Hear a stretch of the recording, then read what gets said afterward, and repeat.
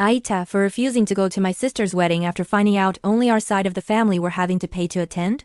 So my younger sister Katie 28F and her partner, Chris 29M, are getting married in April in Dubai. She has always wanted an extravagant wedding and is going all out on this. So the wedding is happening over 4 days. There are 70 guests, but they want us, me, my husband, and parents, to stay in the same hotel with them, along with her bridesmaids, which I am owing groomsmen. The hotel is pretty luxe, so with flights costing us just over £2,900 each. Chris' family are also staying in the hotel, which includes his parents, 2 brothers, and his nephew. They are well off. I don't to know exactly how much they earn combined, but I know Katie is on 88K and she is the lower earner.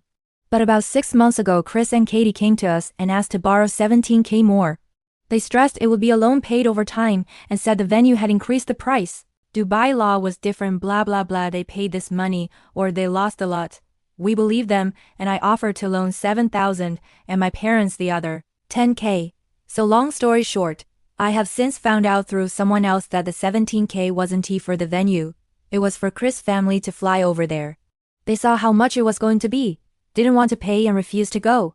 I asked Katie and she confirmed, so my first question was if they were paying for his parents, why not pay for ours? I would never expect them to pay for me. Even if we couldn't afford it, I'd have wished them well and stayed at home. And her answer was, because they can afford it. She got very defensive and said this was the fairest way she could think of doing it. It's hard enough planning a wedding, etc. But when I asked if you genuinely thought this was the fairest way to do it, why did you lie about what the 17K was for and say it was a venue issue? She couldn't answer. My parents are aware and are very disappointed they lied, but have said they were still attending, but I have backed out.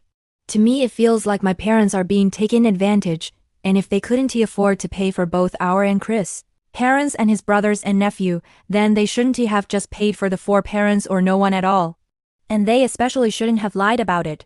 Katie and Chris keep calling and asking me to attend, saying I'm making them feel bad and ruining their day, but the whole thing just feels icky to me.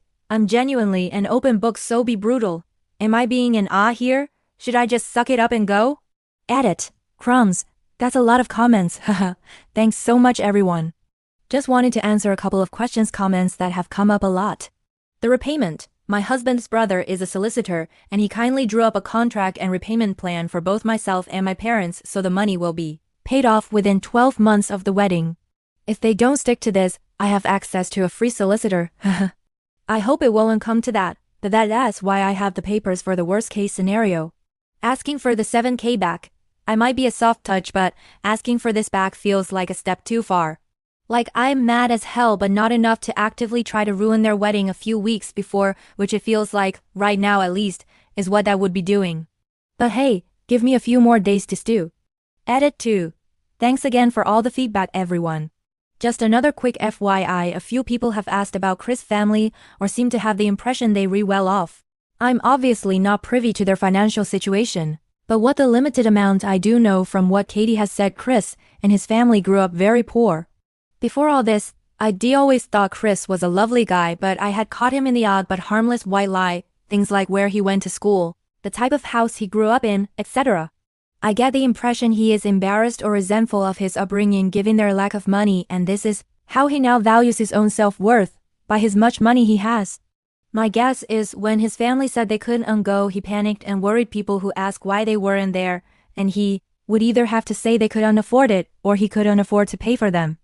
And look at his past trauma experience, is not for me to judge, but if that were the case, it just makes me more mad that they both didn't plan ahead and talk to friends' family about what they could afford before booking Dubai. If it was such a deal breaker for his family to be there, they should have factored in the cost of paying for all parents to attend instead of thrusting a 3K per person bill at them and expecting them to rock up. One comment said, not the whole, yet one of the many reasons I dislike destination weddings.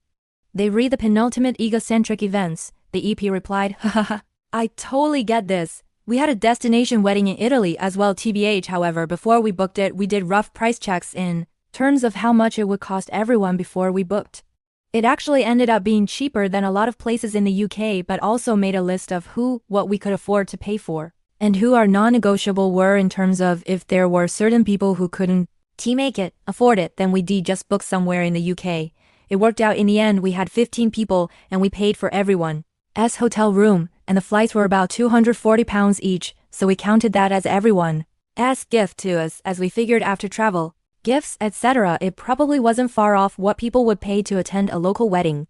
But I didn't expect Katie to do the same, as I knew she was having 70 people and at the end of the day, it is her wedding.